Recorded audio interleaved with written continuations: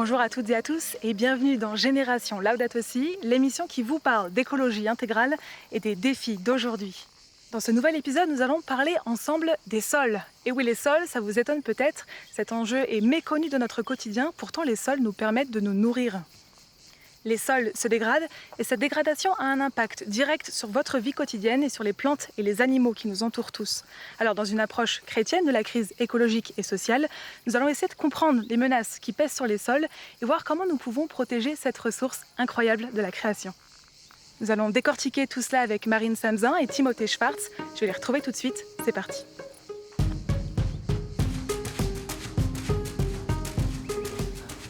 Salut Marine, salut Timothée. Salut Claire. Ça va?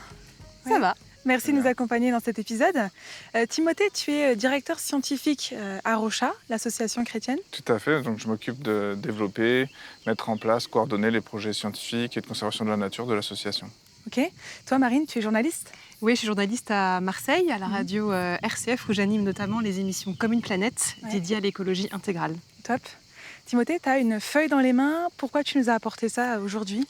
Alors j'ai pris ces feuilles-là, parce que déjà c'est des organes incroyables des arbres, sous un magnifique prunier là. Ouais. Et en fait ça fait aussi écho pour moi parce que ces feuilles quand elles tombent au sol, elles se décomposent et elles apportent de la matière organique, du carbone au sol. Et en fait c'est grâce à elles que notamment on peut avoir des sols très riches, notamment dans les forêts. Ok, on va en reparler plus loin dans l'émission. Toi Marine, qu'est-ce que tu nous as apporté? Alors moi j'ai amené un santon, qui est un pur produit marseillais d'où je viens. Et au-delà du petit clin d'œil local, c'est pour rappeler aussi que l'homme, Adam, est vraiment créé à partir de la terre. Dieu l'a tiré de la terre et du souffle divin. Donc nous sommes charnellement liés aussi à cette terre et à ces sols. Quand tu parles de ces sols, cette terre, la matière organique, je pense à ce que nous avons dans nos assiettes. Je voulais vous demander, qu'est-ce que vous mangez au petit-déj? Est-ce que vous mangez du pain? Est-ce que vous savez d'où vient le pain que vous mangez? De ma boulangerie. Ouais, de quelle terre, quel champ en France? Je sais pas. Non? Toi, Non, Timothée? moi aussi je mange volontiers du pain le matin. Ouais. Je pense que la farine qu'on utilise, elle vient plutôt du nord, du centre de la France, mais en fait je sais pas trop d'où vient la farine du pain que j'achète. On le voit, les sols, ce sont cette ressource incroyable de la création qui sert notamment au quotidien à nous nourrir. On en parle dans cette émission. C'est parti.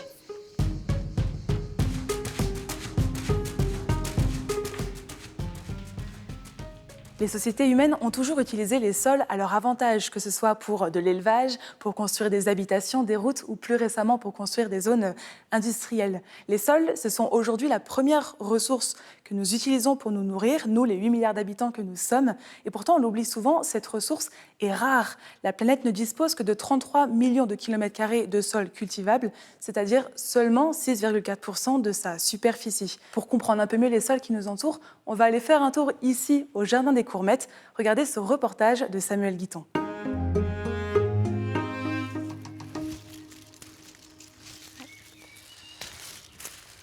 Bon, ça fera pas un plat de petits pois, mais ça fera une addition sympa dans une jardinière.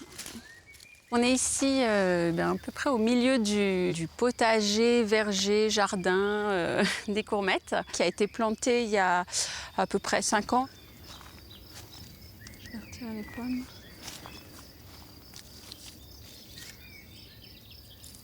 Pour démarrer un potager, ou en tout cas un jardin, ou n'importe quelle culture, c'est vrai qu'il nous faut un sol. Ça, c'est quand même la base. Et alors ici, c'est pas forcément gagné, parce que le sol, d'une manière générale, c'est vraiment la petite couche superficielle. Ça peut aller de quelques centimètres à quelques mètres maximum, quoi. Et donc ici, aux Courmettes, on essaye de bien s'en occuper de notre sol, parce qu'on n'en a pas beaucoup, finalement, ici. On est quand même très près de la roche et du caillou.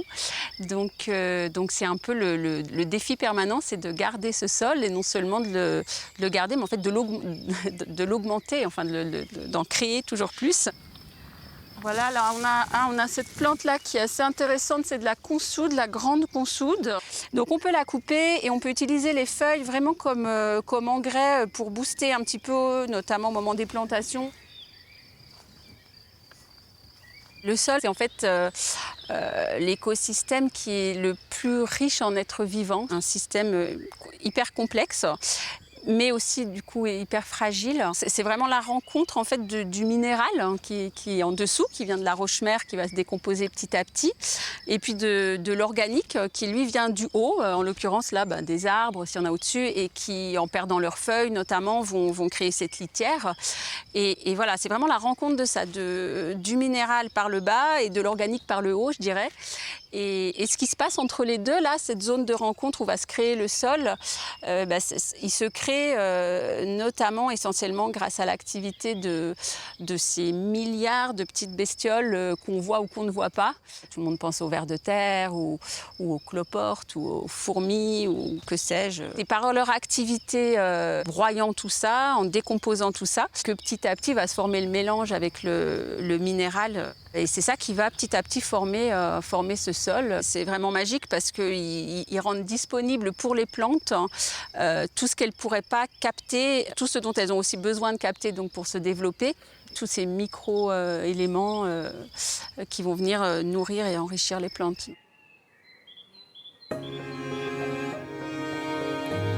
Alors là, Claire nous montre ce que c'est qu'un sol. C'est au Courmette un sol en très bonne santé, Timothée, mais on sait que ce n'est pas le cas partout.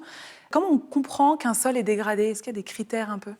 Oui, bien sûr. Ouais. En fait, comme on l'a vu, un sol, c'est un organisme vivant qui sert donc à faire pousser les plantes et qui sert aussi à filtrer l'eau. Enfin, il a plein de fonctions à stocker du carbone. Et c'est quand l'une de ces fonctions est altérée qu'on parle de sol dégradé. Donc, il peut être juste compacté ou tassé. Et là, en fait, les racines vont pouvoir moins facilement se développer. Il peut être aussi érodé ou appauvri, par exemple, s'il y a moins de matière organique. Donc, ça peut être un sol qui va être salinisé aussi. Donc, en fait, il va être pollué par le sel et il va perdre sa capacité à subvenir aux besoins des plantes. Ok, et dans le sud, alors là où toi tu habites, est-ce que les sols sont salinisés par exemple? Alors on a des problèmes de remontée de sel, notamment au bord de la mer, par exemple en Camargue, où en fait les nappes souterraines sont polluées par l'eau de mer et ça salinise les sols et ça les rend impropres à la culture, par exemple de la vigne ou du riz ou d'autres cultures comme ça. D'accord. Comment on fait pour voir dans son jardin que le sol qu'on a est pas bon? Donc effectivement, il peut être trop tassé, comme je disais, donc les racines ne peuvent plus pousser, ou alors il peut être juste mort, il n'y a plus d'organismes vivants. Et dans ce cas, il faut permettre aux organismes de revenir, donc on va rajouter du terreau, du compost, et puis il faut lui laisser du temps. On parle de quelques semaines, quelques mois? Alors, en général, ça va prendre vraiment longtemps, ça peut prendre des années, surtout si on n'y fait rien, qu'on le laisse évoluer naturellement. Ça peut prendre vraiment énormément de temps. Donc on part sur plusieurs années au moins. C'est ça. D'accord. Et alors là, on parle des sols dégradés en France, mais évidemment que le phénomène est le même partout à la surface de la Terre. Alors, je vous propose de faire un tour aux Philippines à présent, où des paysans sur place ont dû changer leur culture vivrière pour faire du maïs transgénique qui a été imposé par des sociétés privées. Écoutez le témoignage de Jason qui nous en parle.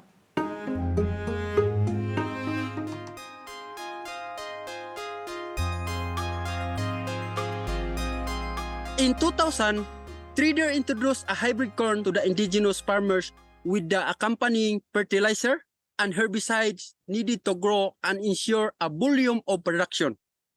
The promise of bigger financial return for the farmers was very enticing, but risks were not understood. There is a loss of traditional food crop as the lands are now planted with only one crop, and critical effect of food security, having no other food source aside from the plants. The soil on which they grow the corn are on sloping lands and more exposed to the weather. All the topsoil where naturally regenerated nutrients are stored in now washed away. The intensive corn growing has resulted in massive soil erosions and landslide during rainfall events. Just last month, there were more than 50 small landslides along the roads of the cornfield areas after this of major rains. Also, the water is not safe for drinking anymore because the water source is contaminated by the glyphosate and children get sick. Donc là, on parle de la monoculture du maïs aux Philippines qui dégrade les sols, qui a un impact sur les populations. Évidemment, ce n'est pas le cas qu'aux Philippines. Ce phénomène qu'on observe là, en fait, il se reproduit un peu partout dans les pays du monde? Mais même chez nous, par exemple, dans la vallée des Baux, où je travaille depuis 15 ans, dans les années 70, ça a été mis en place en fait, une monoculture de maïs et ça a complètement dégradé le sol. En fait, il est devenu impropre à faire pousser le maïs. Au bout de quelques années, le maïs ne poussait plus, donc ils ont changé leur culture. Et après, nous, c'est un processus qu'on a pu accompagner avec Arocha pour inciter les agriculteurs à planter plutôt des pâturages et à laisser plus de nature pour reconstituer les sols parce qu'ils étaient devenus tellement pauvres qu'on ne pouvait même plus faire pousser du maïs. Donc on est quand même héritier de comportements qui datent d'il y a plusieurs décennies et on subit les conséquences de ces comportements aujourd'hui, 2023-2024. Ce qui est encore plus dramatique, c'est que ces techniques de culture intensive, elles sont promues par encore des grands groupes, des politiques au niveau international et sont encouragées alors qu'on sait tous les dégâts qu'elles ont causés déjà chez nous et qu'elles continuent à causer partout dans le monde.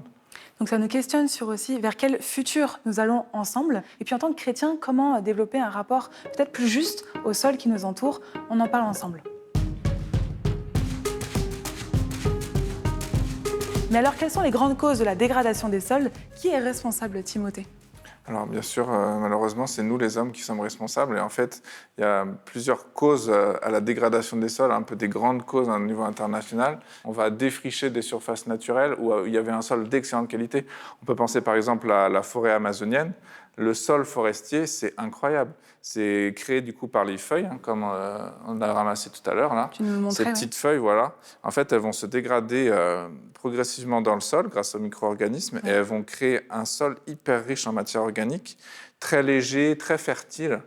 Et quand on enlève la forêt, qu'on va brûler en fait souvent dans ces pays-là, ça va détruire cet humus forestier et en fait, ce qui est la partie la plus riche du sol, ce qui fait que ce qu'on va mettre à la place, ça va déjà aller sur un sol dégradé et en plus ces cultures-là, donc le soja par exemple en Amérique du Sud, va demander tellement de minéraux et d'énergie au sol que le sol va s'appauvrir.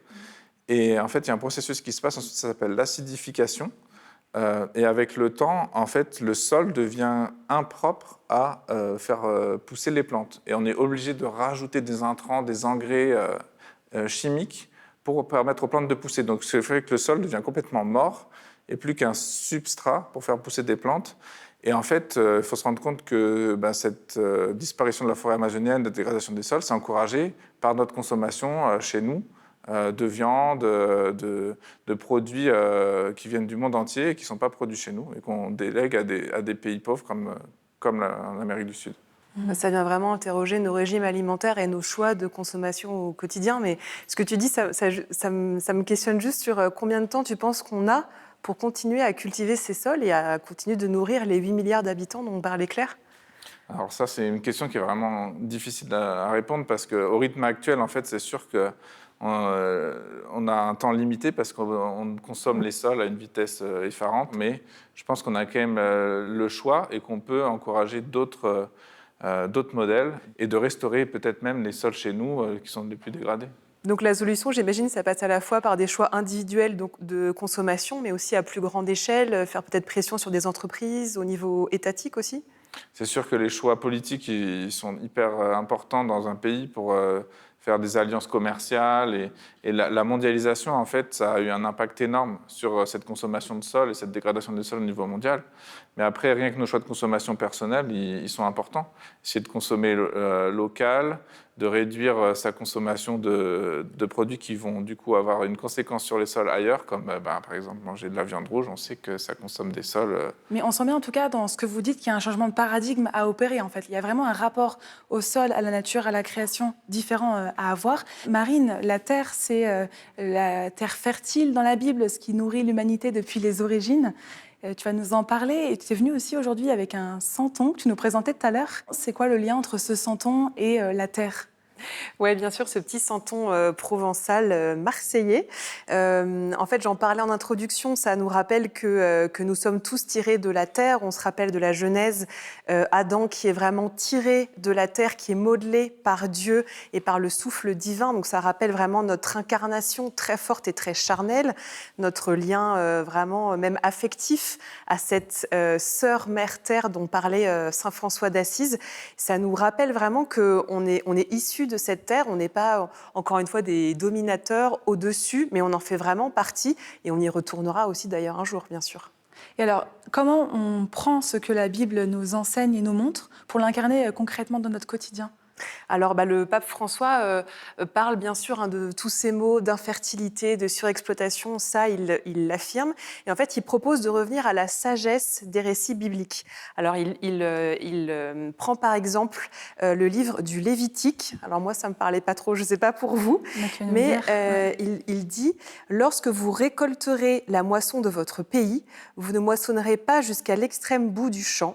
Tu ne glaneras pas ta moisson, tu ne grappilleras pas ta vigne et tu ne ramasseras pas les fruits tombés dans ton verger, tu les abandonneras aux pauvres et à l'étranger. » On voit bien en fait l'idée que le but, ce n'est pas de tout laisser en friche. Il est bon de pouvoir cultiver et ramasser le fruit du travail de l'homme, mais pas jusqu'au bout. On revient toujours à cette question de la limite et du repos de la terre.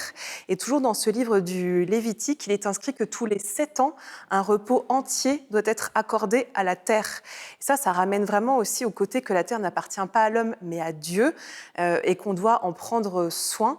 Et que la clameur de la terre et la clameur des pauvres, donnée aussi aux pauvres, ce slogan, on peut dire, de l'écologie intégrale, elle est présente dès le tout début des récits bibliques. Donc face à la surexploitation, surconsommation, il y a presque un rétropédalage à faire, un rapport de lenteur à avoir vis-à-vis de la création des fruits qui poussent, de la terre qui nous donne.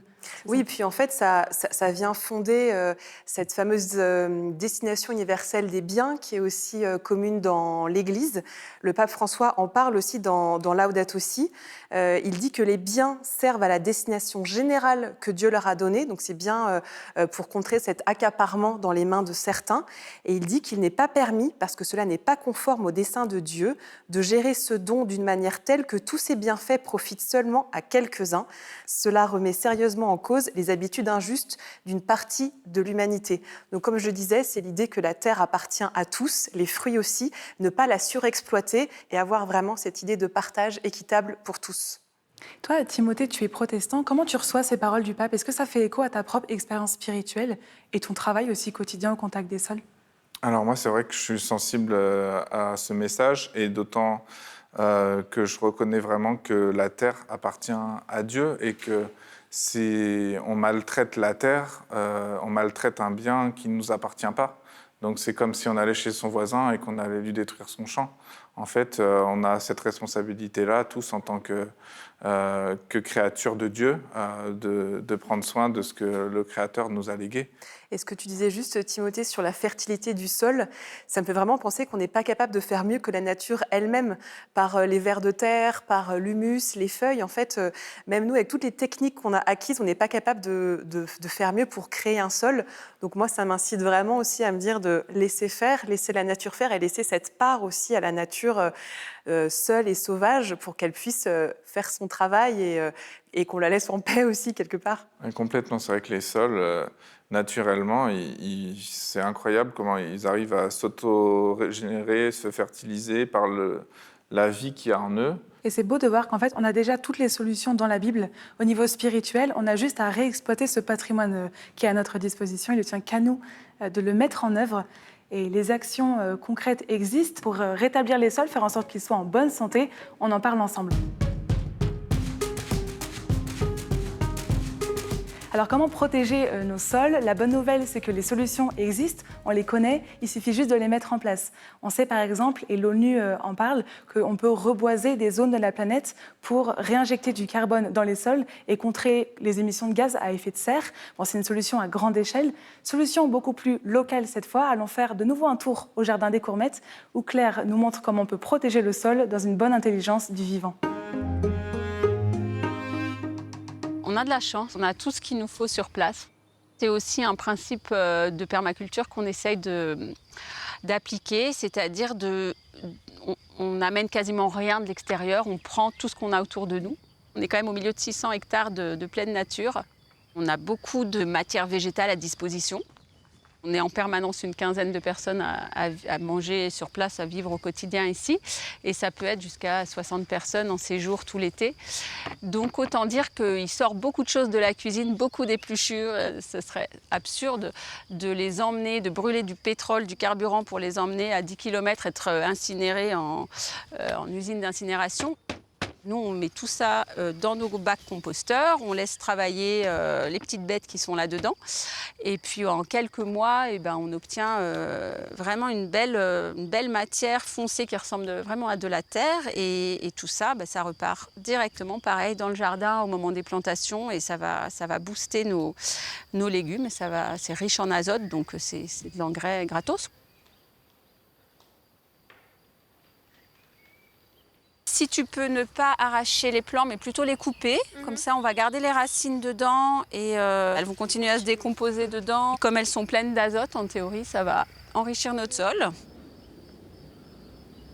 Donc on laisse aussi beaucoup pousser, ce qui fait qu'on a beaucoup de petites bêtes. Ça nous arrive régulièrement, voilà, en soulevant, en poussant un peu la paille, de voir un orvet qui se sauve, ou on a des gros lézards verts et bleus, là, magnifiques. Ça crée une sorte d'atmosphère plus humide. Enfin, humide, c'est peut-être un grand terme, mais on le sent presque quand on rentre dans le jardin. Là, maintenant que tout commence à prendre de l'ampleur, les arbres aussi, c'est un peu plus frais que si tout était coupé et que les tomates, en poussant, vont faire un peu d'ombre aux salades. C'est aussi l'intérêt de mettre beaucoup de variétés, de laisser pousser, et elles se protègent les unes les autres.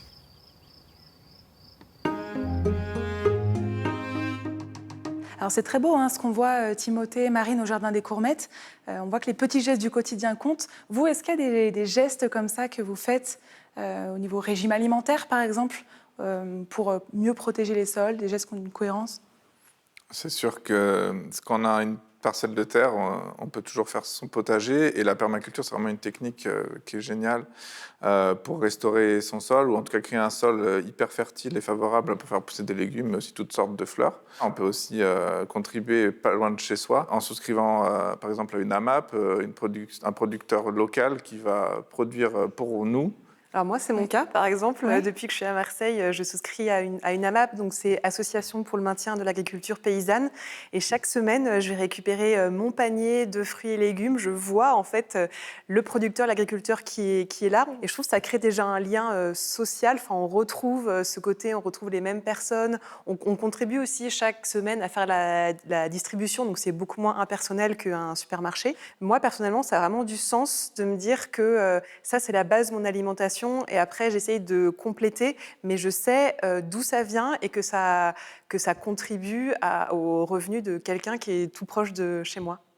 Comme tu dis, c'est un mouvement. L'enjeu, ce que vous dites, c'est pas d'être exemplaire, mais c'est de se mettre en marche, de se mettre en route et de dire « je commence par ce petit geste, c'est ça, et puis dans un mois, je ferai un autre petit geste, et puis l'année prochaine, je mettrai en place d'autres petits gestes ». C'est un chemin, en fait, vers lequel on va, c'est ça. Puis on peut se dire aussi que la consommation, c'est éminemment spirituel. Alors ça peut paraître pas forcément évident. Est-ce que je prends juste un burger vite fait que je jette après, ou est-ce que j'essaye de sublimer, comme on dit un peu maintenant parfois, une betterave, un chou-fleur, c'est redécouvrir un peu des goûts, et se dire que tout ça, c'est quand même des dons de la création. Qu'est-ce que ça dit finalement de notre vie spirituelle? Est-ce que c'est généreux, ascétique, très, un peu glouton peut-être? Enfin, essayer plutôt de mettre un peu d'âme et de cœur aussi là-dedans, en se disant qu'on est des personnes unifiées et que l'alimentation fait aussi partie de qui on est. Mettre de l'âme et du cœur. Timothée, tu es d'accord? Complètement. Notre alimentation, comme tous nos gestes, c'est la question comment est-ce que je rends gloire à Dieu dans ce que je fais. Et quand je choisis mes aliments, la façon dont je les mange, est-ce que je suis dans une attitude de reconnaissance ou juste de consommation? Et ça, je pense que notre attitude de cœur, elle impacte nos décisions, nos choix, nos actions au quotidien. Bien, vous ne connaissiez peut-être pas l'origine de votre baguette de pain avant de débuter cette émission, mais je n'ai pas de doute qu'en repartant, vous irez vous renseigner sur les farines. On va écouter à présent vos témoignages parce que vous êtes la génération Laudato Si et la préservation des sols, ça vous parle. Regardez. Bonjour à tous, je m'appelle Lucas Petit, je suis le fondateur d'une association qui s'appelle Racines de Demain. Et après un voyage au Népal, où j'ai découvert l'agriculture vivrière, j'ai décidé de travailler dans la transition écologique en créant notamment un jardin pédagogique en agroécologie, que vous pouvez voir derrière moi. Donc il est situé dans le Val d'Oise, sur 5000 m². et a pour objectif de proposer des fruits et légumes bio, locaux et de saison à des prix accessibles parce qu'il n'y a pas de justice sociale sans justice environnementale, mais aussi de proposer des temps pédagogiques gratuits à des enfants de la commune, mais aussi à des néo-jardinières et jardiniers qui souhaiteraient s'intéresser aux gestes de l'agroécologie. Nous faisons partie du CMR depuis quelques années. Donc, c'est un mouvement chrétien dans le monde rural qui est ancré dans la ruralité. Nous sommes agriculteurs biologiques en Alsace et nous savons que notre terre nous est confiée. Dieu nous la prête pour quelques années et c'est à nous de la rendre plus belle que ce qu'il nous l'a donné au départ. Alors c'est à nous de la préserver et le CMR nous permet de nourrir notre réflexion. Comment nourrir tout le monde en respectant notre planète et la nature qui nous entoure. Merci à toutes et à tous de nous avoir suivis pour cet épisode sur les sols, cette merveille de la création. Je vous retrouve très vite pour un nouvel épisode de Génération Laudato Si.